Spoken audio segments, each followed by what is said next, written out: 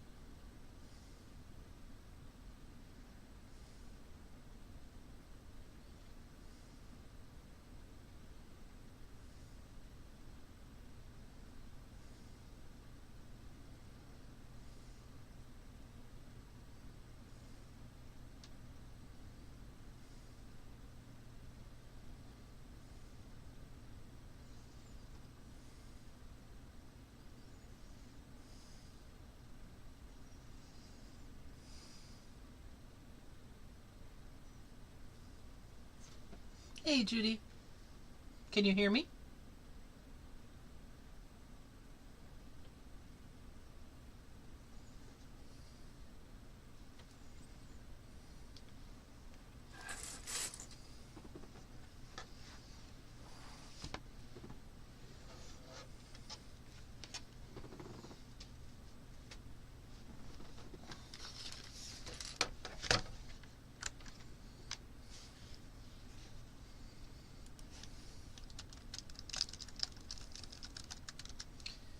Hey, Judy. How's it going?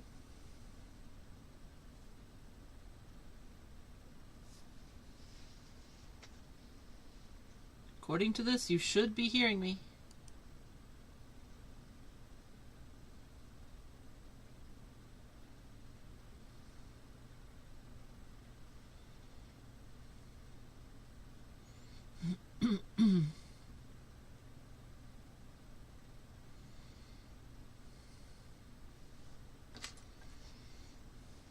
Okay, I'm going to put it on my phone and see if I can hear me.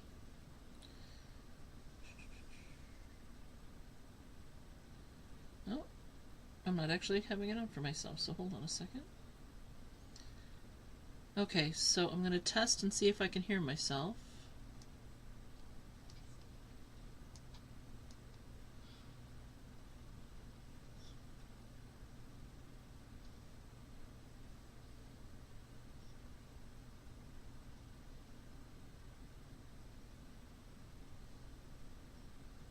I don't know. Okay, good. Thank you.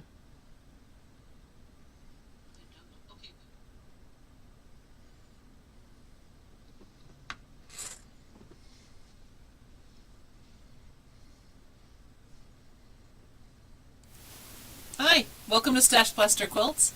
My name is Maria, and I'm here to help you make more quilts in less time with less stress. So, boy, it's been a crazy time lately. I did miss our last appointment. I tried very hard on my laptop from Atlanta to reach you and to say hi, but I was not able to do that. So I'm going to fill you in on the stuff I've been doing for the last month, both sewing-wise and trip-wise, but it has been rather crazy. So if this is your first time here, this is going to be a kind of unusual one of these, but I always start with a tip, and one of my tips is that if you take a trip like I did, have a plan in place for your recovery afterwards. So have it planned out where you don't have to do laundry the day you get home in order to have something to wear the next day. Have an extra day maybe put into your schedule before you schedule doctor's appointments, or in my case clients, so that if something happens in the airport you get delayed, or if you're just exhausted, you do not come back and slam right back into your normal life. So that's my recommendation, is to make sure that you have a plan. It doesn't have to be, formally written out numerically, but it can really help you. But anyway, so let's talk about the last month. Prior to my leaving, I told you I was having some skin issues, and they have continued. Yay. So I've tried several of the things that the doctor gave me, and sadly some of it made it worse. So I stopped the hydrocortisone I was on, and I put on this other stuff, and instead of getting fainter and fainter like it did under hydrocortisone, it got worse and worse and worse. So I've been playing around with that. So I'm wearing very little makeup, and I'm doing very little to my skin. He said, wash your face with water. Just water. That's how much we've going to deal with that. Yeah, Judy, at least 2 days is even better. So I've been washing my face with water, and I've got special creams, and he has me using this moisturizing cream that comes in a tub, and I've been calling it spackle, because it's not a lotion of any kind. It's like harder version of cold cream. And so I scrape it out with the back of my nail, and it's a paste. and I put it on twice a day, and it is helping, but it feels really weird to be speckling my face. I know that I'm getting older and I have cracks and wrinkles, but it's not helping with that part of it. But anyway, so I've been doing that. I'm trying to take care of myself and trying to do better. And I'm trying to drink more non-soda. Those of you who've been yelling at me, I'm listening. I'm still allowing myself soda if I'm out and around. Like if I'm going to McDonald's, I'm not going to get tea. I'm going to go ahead and I'm going to get the Diet Coke. When I'm home, though, I am drinking decaf green tea. The physical therapist told me that you're supposed to drink 1 ounce for every 2 pounds that you are. And I have managed to do half of that on a good day.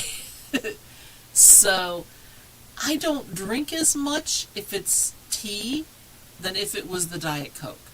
So I figure I may not be drinking as much, but it's better for me, so that's what I'm doing. I drank Diet Coke the whole trip, though, so I was bad the whole time. But anyway, so I left here and I went to Seattle. Now, I did put together a small PowerPoint so you can see it. There is a question, though. My Stream Deck is kind of iffy, so I'm going to be trying to do it from OBS, and I'm not sure how this is going to come off. So, if you can't see the PowerPoint or if it doesn't change slides, Judy, since you're here, if you would please just let me know, I would really appreciate that, okay? So, first thing I have to do is start the PowerPoint. Actually, no. First thing I have to do is flip the camera, and then I can start the PowerPoint, and hopefully you're seeing the oh, actually, if this is up, I can't see your chat. Hold on, let me see if I can get it on my phone.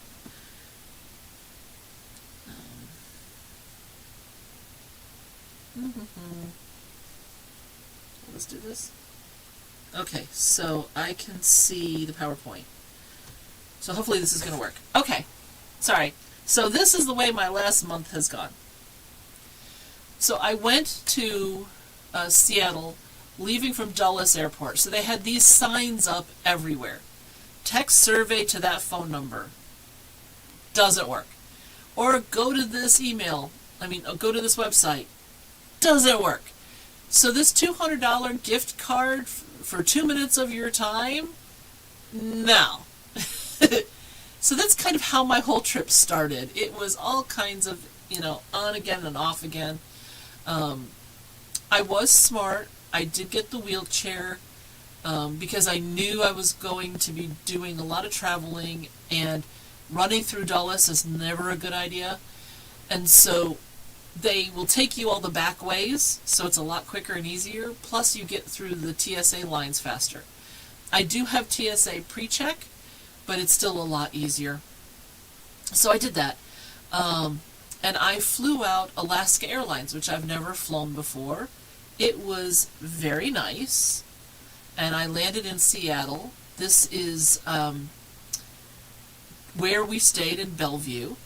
No, sorry. Actually, we stayed in the hotel on the opposite side of this. But I thought this was a really interesting sculpture.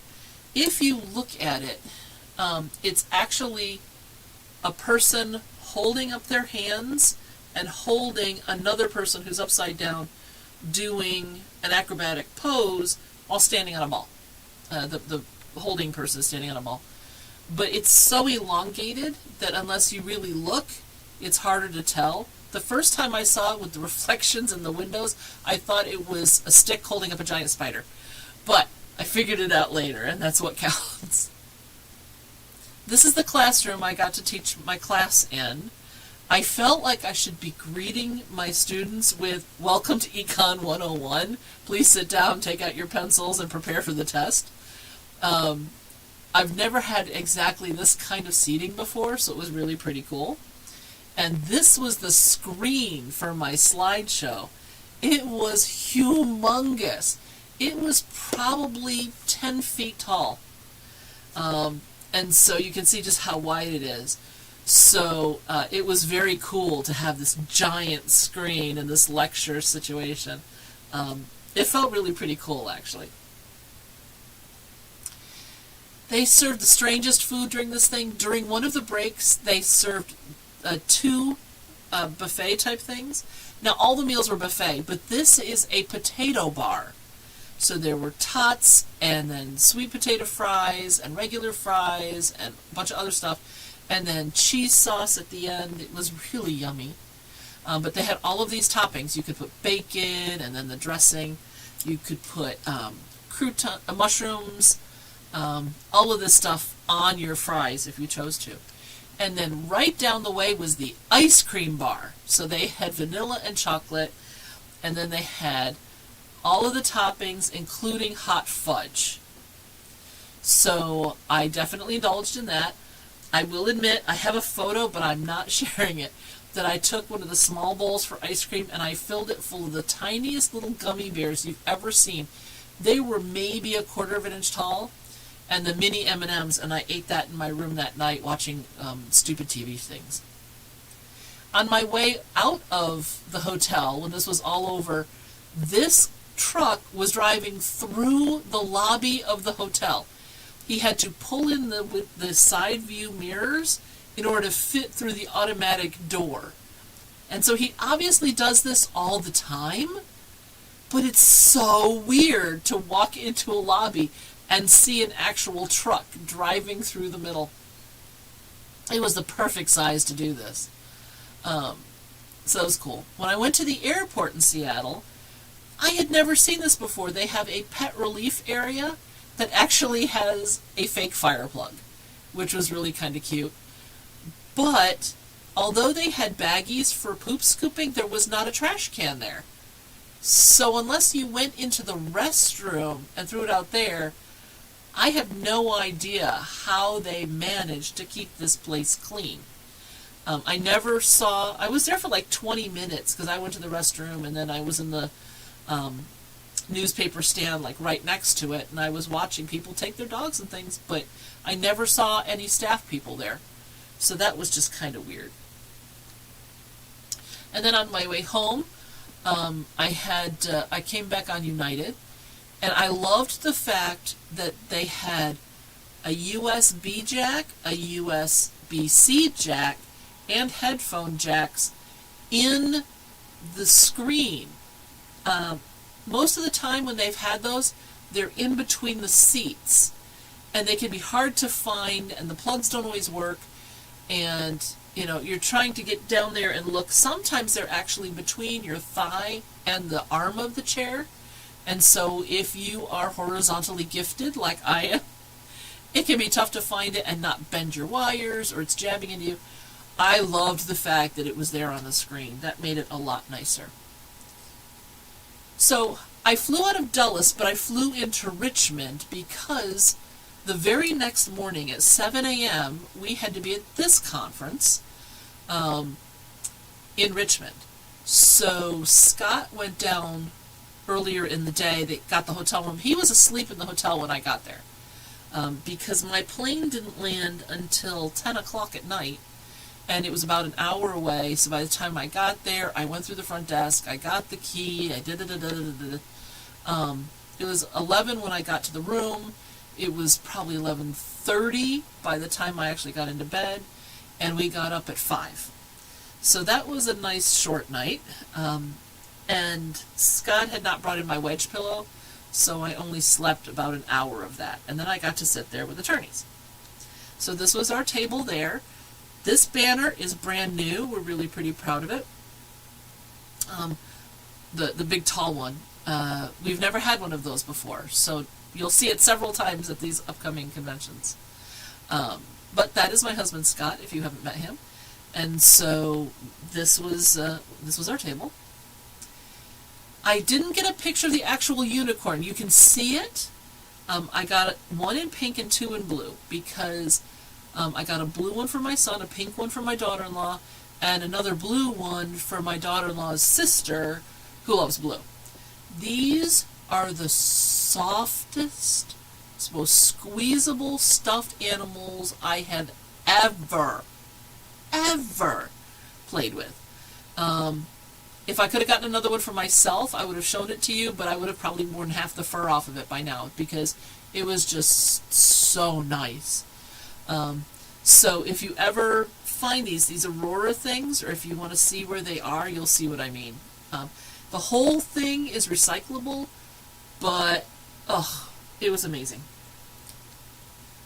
Then we went to, hold on, I think this is out of order. I'm pretty sure this was Seattle. Then we went to Colonial Williamsburg because we had a couple of days, but we realized if we had driven home, okay, so we're here, Richmond is here, and then Atlanta's way down. If we had driven the 3 hours home, that would have been fine, but then the next day, we would have re-driven those 3 hours plus the rest of the way that we would have gone towards Atlanta, so that would have been 2 longer days to get to Atlanta. So we took those extra days, and we spent a couple of them in the historic triangle, which is Jamestown, Yorktown, and Colonial Williamsburg. We did not go to Yorktown, we did go to Jamestown. This is Colonial Williamsburg. I love the actors. They are all a person, and most of them are highly researched. Some of them are famous, some of them are not. Some are conglomerations of people, but most are actual individuals. So, like there was Mrs. Vobe, who owned one of the taverns. And the woman who plays her has done so much research. It's amazing. And she's not even a famous person, but they really do highly detailed. And there's times when you can just go and they'll tell you a story of their life or something that's going on in their life at this time. And then you can ask them questions out of the blue, and they always have an answer. It's amazing. So that was really pretty cool. We went in Jamestown, excuse me. There was a statue. I don't even remember who the statue was, and it was fine. But I loved this scroll work around the statue, so I took a picture for future quilting things, because you know that's what I do. Then we went to Atlanta. This was our table there. And here's Scott on his throne. There was one of these chairs on each side. So when I was in class, he could sit there and relax. And here we are again. Sorry, somebody actually took a couple of these photos, and I'm very rarely in the photos because usually I'm taking the picture, so it's a picture of Scott at the table. But I was there, I promise. This was the weirdest hotel. This is what they did with the toilet paper. So instead of just like putting in a point, they actually made a bow. And this is the weirdest public bathroom. It was creepy. So you can see these hands, and it looks like where it's been cut off, there's, instead of a bone, there's like a galaxy swirl. But in these reflective mirrors, there are lips, there's noses, but creepiest of all is the eyes. So you're in the restroom, you're washing your hands, you look up, and there's this eye staring at you. This was the closest bathroom to the convention space where we were, the ballroom, and where my table was and everything. So I had to use this restroom a lot, but ugh. Now there were people who loved it, but not me. This is from one of the restaurants we went to. The artwork was amazing. The food was iffy. So I thought the color play on this was really nice because we have everything from yellow all the way back around to purple. And they had, this is 3-dimensional. So the deer actually start out flat to the canvas and then they come out. That was really kind of cool. There were other things like silhouetted shapes and things like that. So the night before, we had taken Maddie and her husband Christy out to dinner, and we had a lovely barbecue dinner at a different restaurant, and then we went to this restaurant the next night. Maddie is one of my international mentoring students, and I've never met Christy before, so that was really nice. And so we came here, this has all this art, it was very cool, and the waiter could not get anything right, to the point where I ordered Diet Coke, and he knew it was Diet Coke, but he brought me a Sprite. Okay? It was that kind of a thing. When I said I ordered Diet Coke, he said yes, and I said, but you gave me? He goes, that's Sprite. Uh-huh. Oh, do you want a Diet Coke?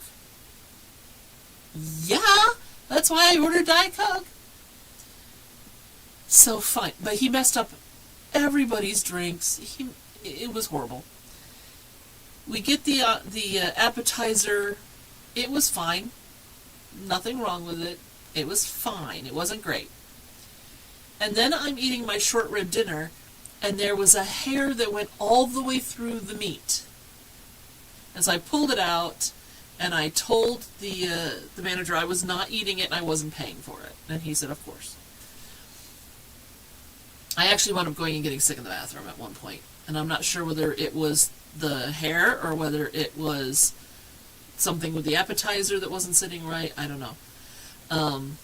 I wound up having some ice cream to cleanse my palate after that, which they did charge me for. A scoop of ice cream was $9 for vanilla. I wasn't impressed. And they also didn't even count my Diet Coke after all of that. So when I got the review form, saying, how did we do? I told them. So, and they're like, oh, we're sorry. The next time you come, I promise we'll do better. I'm never going again. But the art was cool, so there you go with that. Then after we got back, okay, so Maddie and her husband flew to Atlanta. They actually came through New York City, but they were in Atlanta. So they flew back here to Dulles while Scott and I were driving back. And so Maddie went on a job with Jamie, which is very cool because that's what she wanted. So she got to learn in situ what being in a hoarded home is like. And then we had this conference, Building Your Three-Legged Stool, that we attended. So that was right here. It was part of the Innova's Parkinson and Movement Disorder Center. I do a monthly talk there, just so you know if you're ever interested, basically on some organizing type topics. So we've talked about bathrooms and paperwork and things like that. So I do a monthly talk there. And so I get to go and have a table. So we had a table. And there it is. And so they put out, on these half-day things, they do serve some breakfast. This was all pastries. Unfortunately, they all had fruit, and my husband does not like fruit. But I asked, and so they brought him a plate that was about this big around, but piled this high with plain croissants. So he got to eat those. And that's Maddie sitting next to him there. And that box in front of him, and the stuff in front of that, is stuff I make for Alzheimer's and dementia patients. Because a lot of people with Parkinson's find themselves with cognitive losses. So that is something that I took specifically for them. Here's the two of them setting everything up. But they were spending more time yammering than they were spending working at that point. Maddie was funny because she was just like, you're spoiling me so much, because Scott would open doors and that kind of stuff for her, and we paid for all of her meals and stuff, so we did spoil her a little bit, but that was fine. And here we are all out at Sakura for dinner, which is one of those hibachi tables with the grill in the middle, and they do all of the fancy trick knife work and stuff like that. So we had a wonderful time with them here. So that is what I did this last month. So you can see I was really pretty busy. Let me get back to the regular camera. I just have to, because my buttons are broken, I have to do it through the actual program. So it takes a little bit longer. So thank you. Okay, now let me see what's in the chat now here. Oh, wow. Wow, that's interesting. Gold rings to platinum. Fair enough.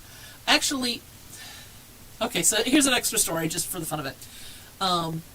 When we got married, I had custom rings made that I designed for Scott and myself. And Scott is allergic to yellow gold.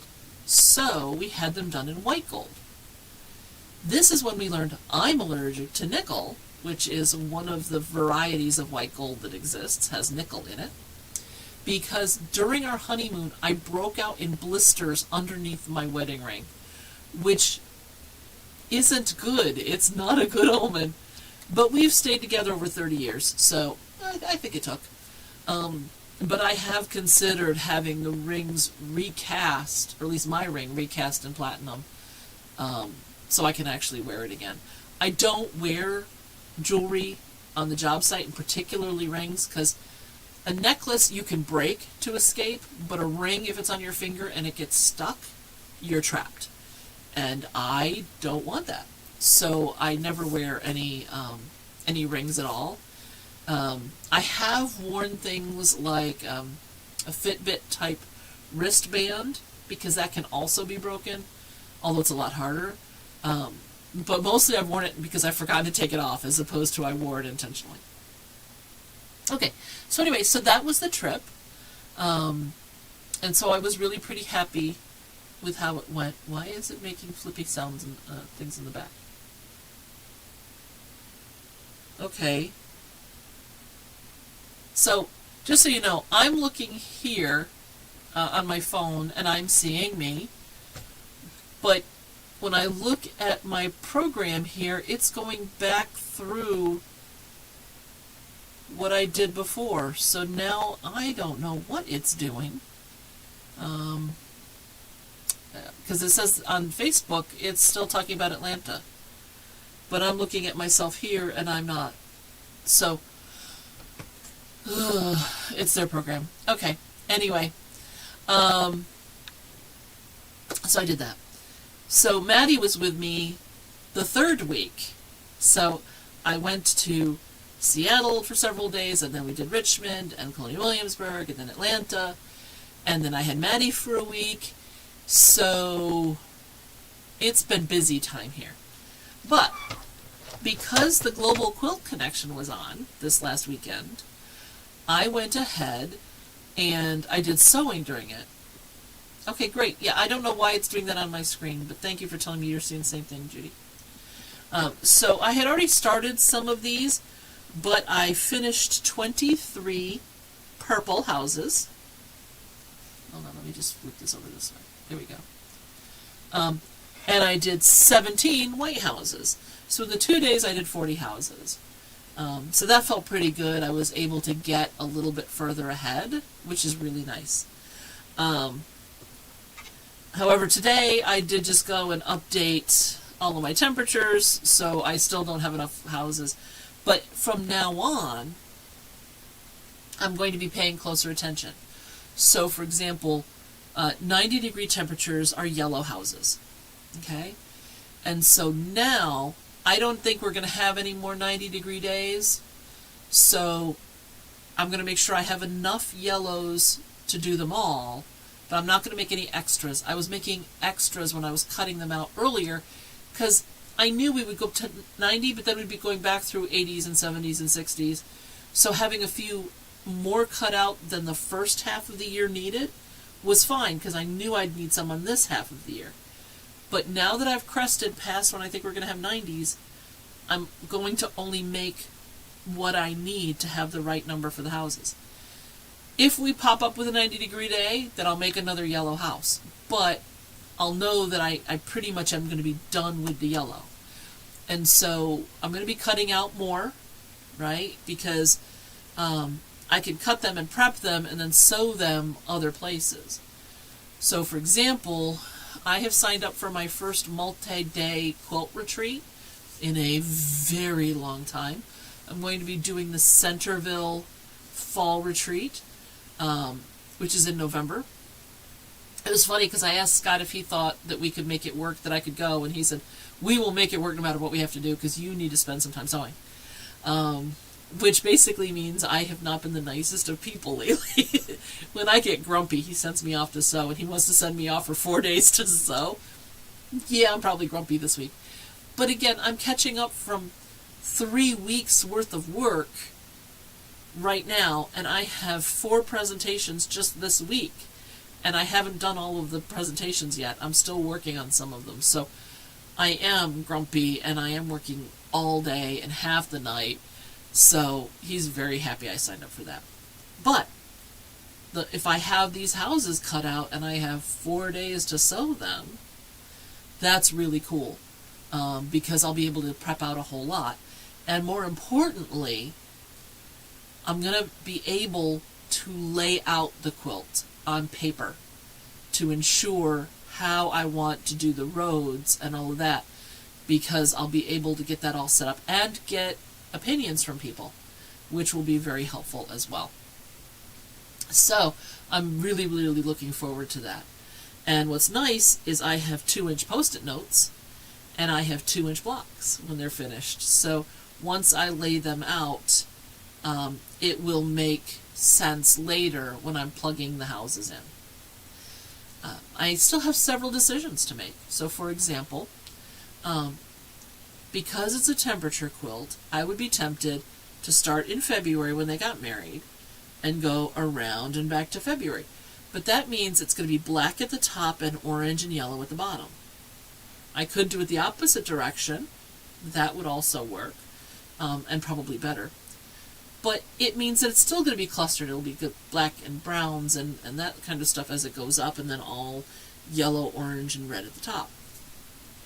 So because my house numbers are the dates, I'm considering making the roads, placing them wherever I want, but not in order. So maybe there'll be February that are black houses, and then red houses, and then green houses, and then some orange houses, and that kind of thing, so that it's still going to be kind of clumped by street, but I could also like have a street curve this way that has blue or purple houses, and then a street curl that way that might have some reds and pinks, and give me more color interaction. So I haven't decided that part yet, whether I'm going to do it that way. But it is under consideration to spread the colors out better. But it is a question. I have not yet decided that, and so I'm going to be getting some input in November on that. But I'm hoping that I'll get a whole bunch of houses sewn. I'll still have all of November, December, January, and the first 2 weeks of February.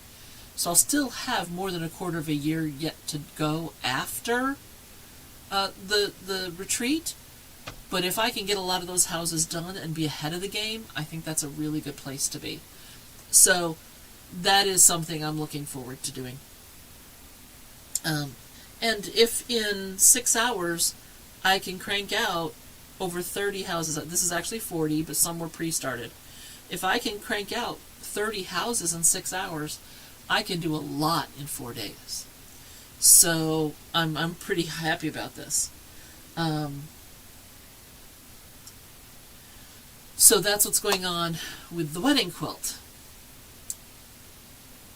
I had been hoping, because I wasn't going to be doing any sewing and I was going to be spending a lot of time sitting, that my hands were going to heal more.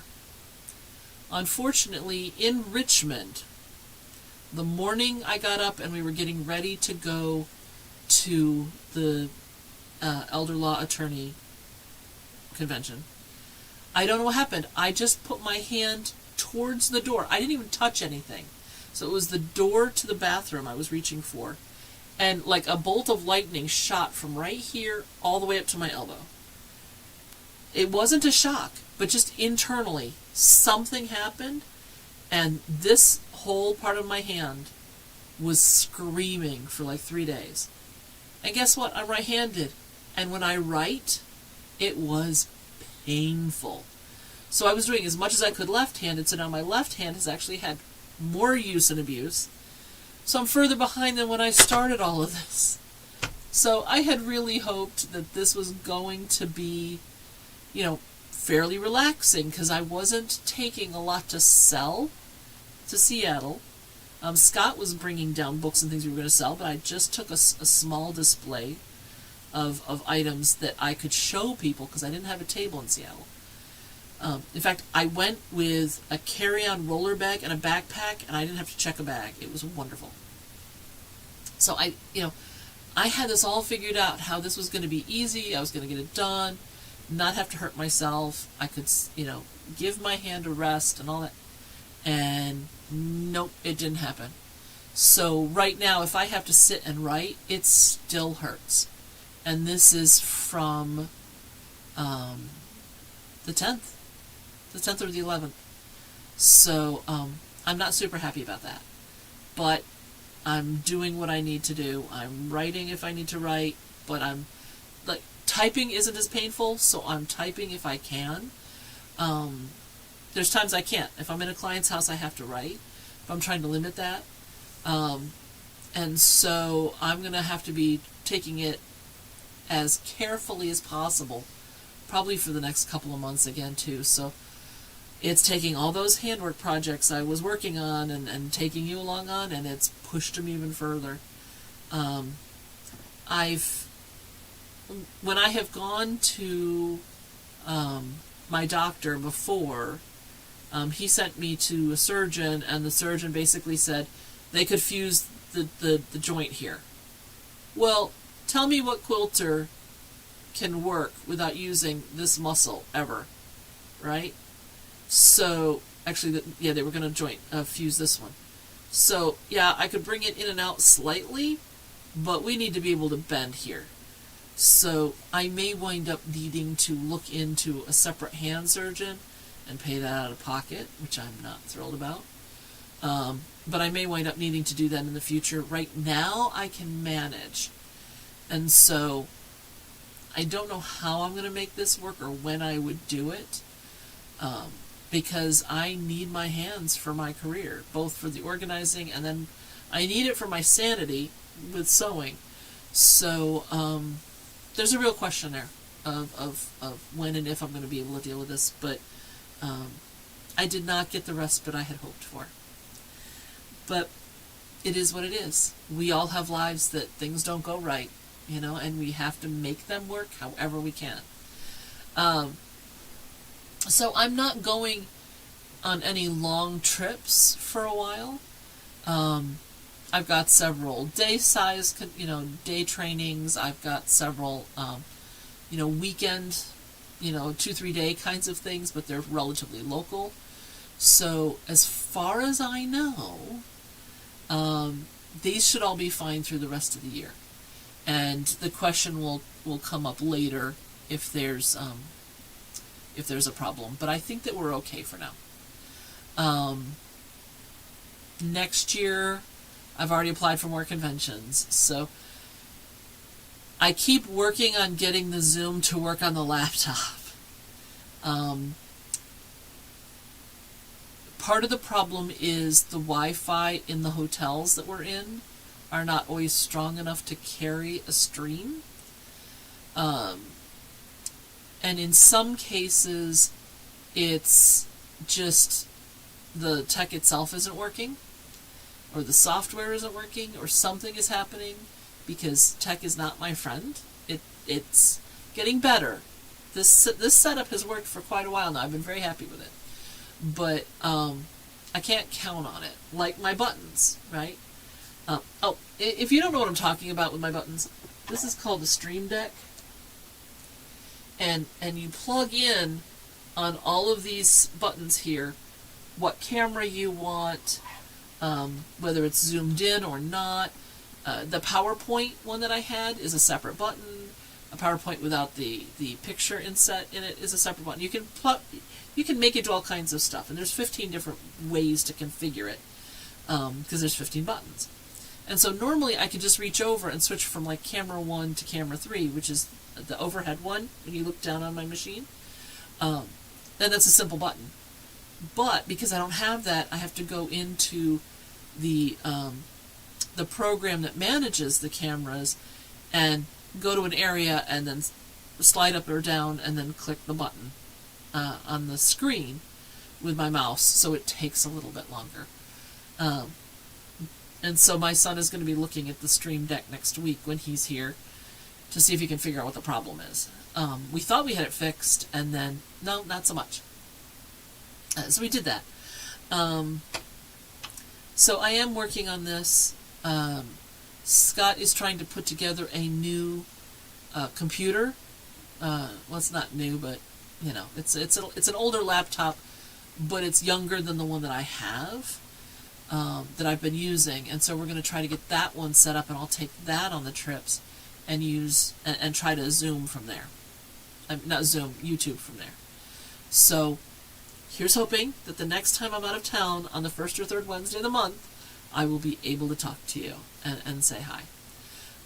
Another option is going to be maybe doing some short videos while when I'm out and about, and then if I can learn to do this on my phone, do a quick edit and then post, little videos along the way, instead of doing something like this at the end. So maybe at the end of each day I can say, this is what we did today. To some extent that depends on whether Scott will be with me or not. I'm getting more and more cautious about telling people that I'm not home, and that we're not home because my son's not here anymore. So it may be the kind of thing where if I'm by myself, I'll post it because Scott will be here.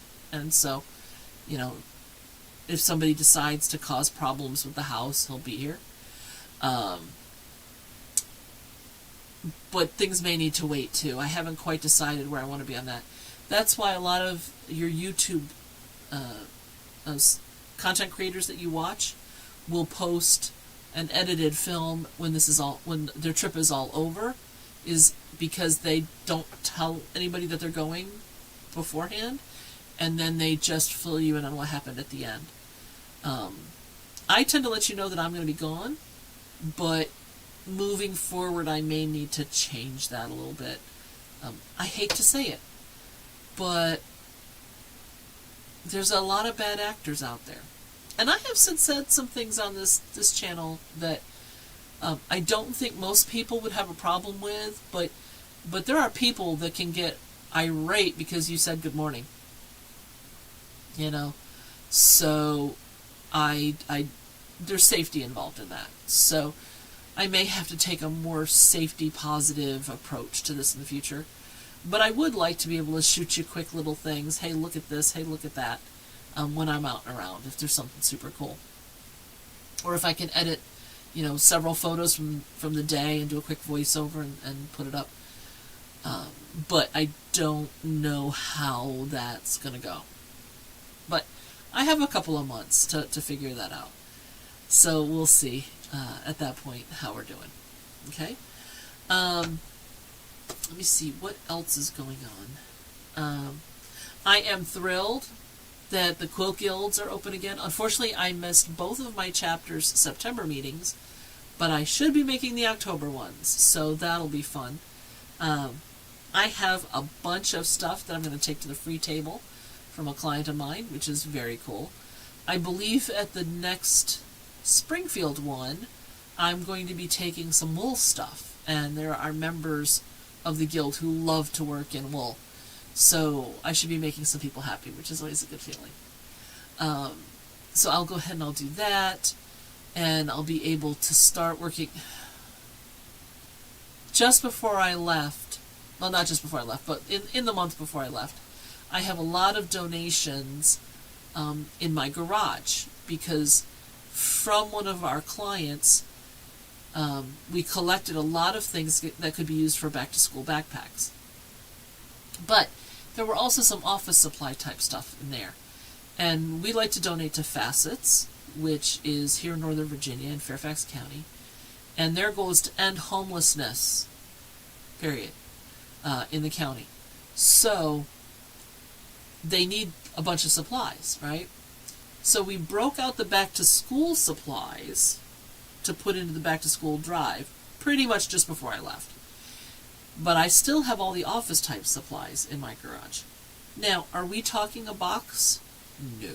Are we talking 10 boxes? No. There's about 50 boxes in my garage that are going to have to get loaded into my car and taken over in several trips to Facets and I just didn't have time before I left on the trip.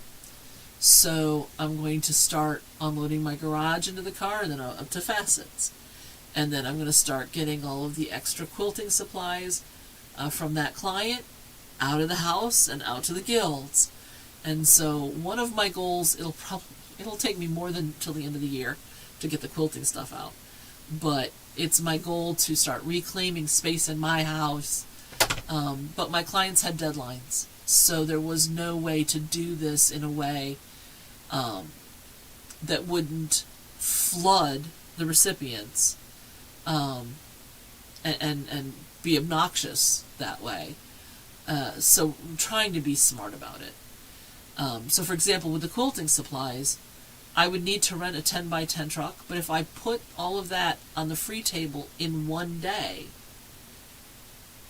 yeah, people would love that there was a huge choice, but 99% of it would sit there because people wouldn't be able to get to it, or they'd have already taken enough that they didn't want any more. So I'm trying to stage it out so that more of it will go because people will have time to see it and everything else. So that's kind of the plan. I wouldn't want to drop 300 kits. I don't know how many there are, but there's at least 5 boxes of kits all at one time. You know, I want to be strategic about this so people have a chance to see the things that they want in order to take them back. So that's kind of the idea. I think more of it will go if I stage it. And some of it's a little musty, so I'm washing it, you know, that kind of stuff. But all in all, it's all beautiful stuff. The owner took very good care of it. So there's no argument there. It's good stuff, but I don't want to, you know, flood my market with the stuff all at once and then have more of it wind up going to the donation or the trash. So that's the theory. But it takes time. It takes time. And I don't know what it is with quilters and sewists these days. 2 days ago, I was at a client's house, brand new client. She just hired us. She's a quilter, and 2 doors down is her niece who's a quilter. And I had an assessment today where the woman and her daughter and her sister and somebody else are all seamstresses and crafters and all of that. I don't know what it is, but fabric is attracted to me right now. And I have a ton of it that I'm going to be dealing with in these houses, which I love. Don't get me wrong, I love dealing with this stuff. But there's a lot. There's a lot. So I'm really looking forward to helping these people get their lives under control and to be able to use their stuff. Because that becomes part of the problem too. When you have a lot of things but it's disorganized, when you're ready to sew, can you find it? And a lot of times the answer I get is no. So instead of spending the 3 hours I have today sewing, I had to spend it sorting and looking for what I wanted. By the time I found it, I was too tired to sew, so it got thrown back on top of the pile, and it might be another, month before I have 3 hours in a chunk. Not that you have to sew in 3 hour chunks, but you know what I mean. So another big chunk of time when, if the stuff had been put away, those 3 hours could have been spent doing what you do your craft for. So, I truly appreciated it when I started doing this, because not having to mess with bins and stack and restack and then have partial open bins all over the place, which is what I used to do, this really works for me. I am not turning it over like I used to. Before my business got going as well as it has, and I'm not complaining, I would turn over all of this material about every 1.5 to 2 years. And it's a lot. Here, let me show you. If this is your first time, you gotta see what I mean. There it is. So all of that fabric all the way to the ceiling, because this is only 1, 2, 3, 4. There's another 3 shelves above this. I used to turn that over on a pretty regular basis. And I can't right now. There's just too much. Which is why I've told some of my quilting buddies nearby, if you need any fabric, feel free to come on by and shop, Maria's shelves and grab something that you need. But that's okay. Sooner or later, I'm going to get a slump, and I'm going to get to be able to sew more. Right now, it's all wedding quilt all the time. But once that's done, I'm planning on cranking out another bunch of charity quilts. I usually do about 100 at a time, and then they get stacked in my guest room so that they're ready for natural disasters. I make like twin size for the most part, lap size and twin size, because if you have a king size bed, that's 2 twins, but you can also overlap them in the middle and it's a queen, or it's a double or whatever. But it's a very convenient size for children all the way up through all of the family dynamic sizes and everything until you get to elders again. Lap size is particularly nice for like wheelchairs and things like that. So, I do that because, yes, I could send cash, to something like Red Cross, although we had a very bad experience with Red Cross with one of our clients. But you can, and charities like cash because they can take advantage of bulk buying, and they can get exactly what they need versus in-kind donations, which is kind of hit or miss. However, in this particular case, I will send them a whole bunch of quilts because that touch from a real person saying, I'm sorry this happened to you, has meaning past its existence. So I do my StashBlaster quilts. Some of you have seen them. And I just crank them out. I'll buy usually 2, but maybe 3, depending on how I'm feeling, bolts of fabric, which I then cut lengthwise, and that is the divider strips, and I can make a whole bunch of quilts at a time. And I have a ton of stuff I've pre-cut on the wall behind where you're sitting, and so those are ready to go at the drop of a hat. So at any given night, if I can't sleep, I can come in here and make StashBlaster quilts. Right now I'm not. I'm doing wedding things, wedding quilt things, but it's an option for me. I also do the pre-made sets, like half square triangles, 4 patches, that kind of stuff, as leaders and enders, or just because I feel like doing them. So, if I need to sew, there's always something that I can sew. But I'm going to be doing the charity quilting more again after February. Actually, it'll be well past that because I'll be collecting data for the wedding quilt all the way through February 16th because that's the anniversary date. And then after that, I need to set all the houses, and then I'll need to do all the embroideries and the quiltings and all the other stuff that needs to happen. I did tell them that I wanted a year past the anniversary to get the quilt done. So they were fine with that because, of course, they're gonna be married forever, and yes, let it be so. Because it takes the 1 year just to get the data, and then there's the actual assembly and quilting and all of that. So, given all of that, I'm pretty happy with how things are going. So this whole next year is also going to be a lot about the quilt. However, it's not all going to be quilting, I don't think. Not like this year. I could be wrong. I could be drastically wrong, but I don't think that I will... I think I'll be having other projects that I'll be talking to you about at the same time. So I'm hoping that you don't get overly bored with all this wedding stuff. But if you've ever made a quilt like this, you know what it's like. It is my intention to put my design walls back up and then start putting the houses on the design wall so you can see them and see how far I've come, and you'll know how far I have to go because I need 366. But you'll get to see them, all the different ones on the wall as they get completed. I may even start putting up just the main bodies of the houses, so you can see those, and then there'll be the assembly of the roof to the house.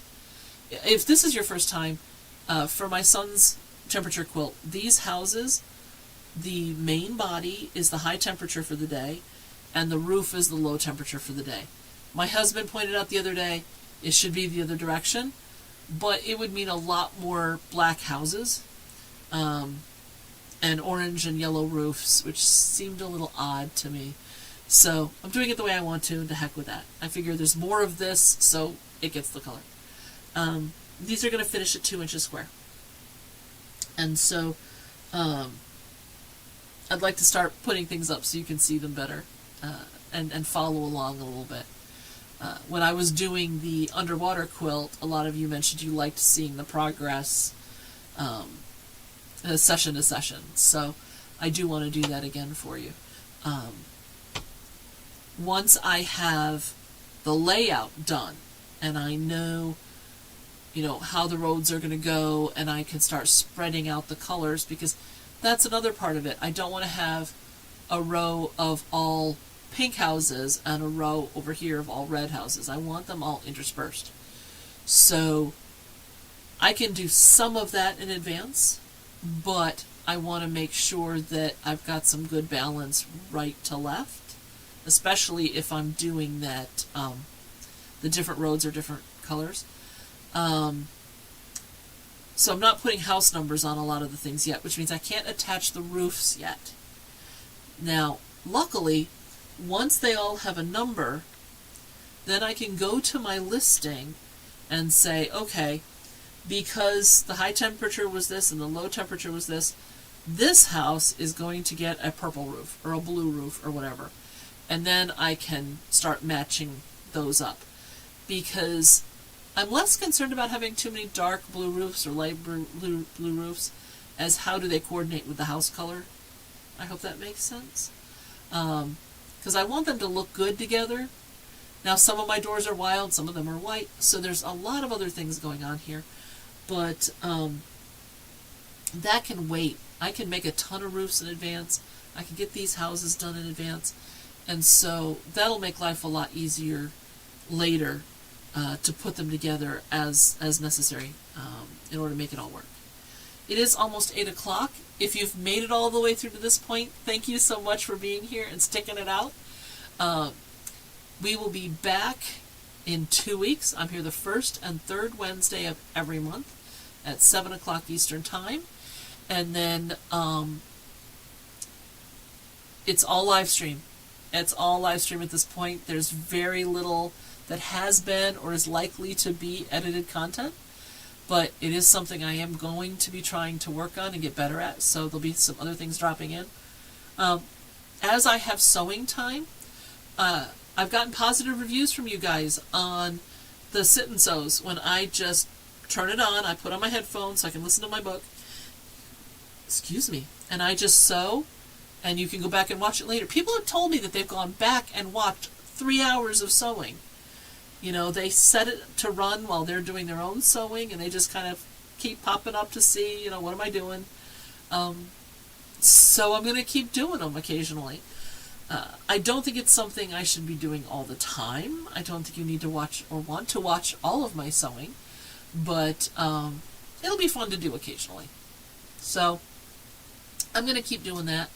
Other than that, I will be sending out a survey in November. I tend to send one out about once a year asking what you like, what you want done next year on the channel, what kind of content you're interested in.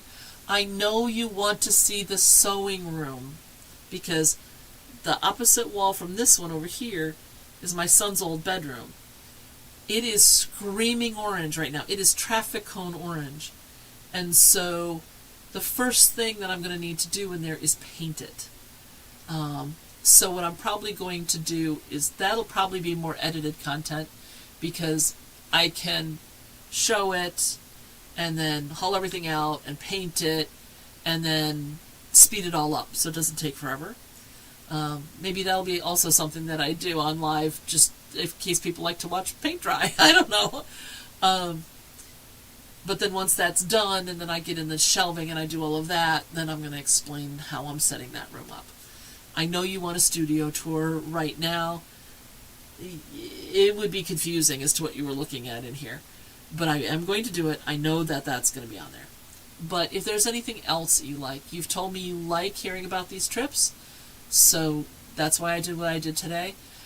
It usually has a lot more quilting content because I take a lot of architecture pictures, and I show you that I took them for the quilt design possibilities.